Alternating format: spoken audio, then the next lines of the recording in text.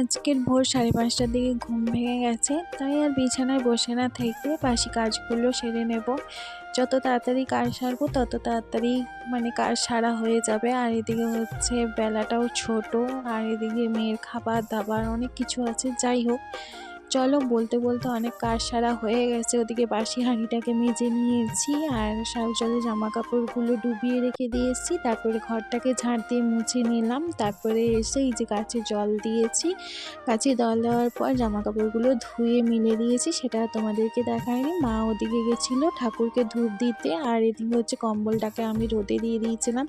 আর সোনামা ঘুম থেকে উঠে পড়েছে, ওকে খাইয়ে নিয়েছি। আর কম্বলটায় না সোনামা হিসু করে দিয়েছিল।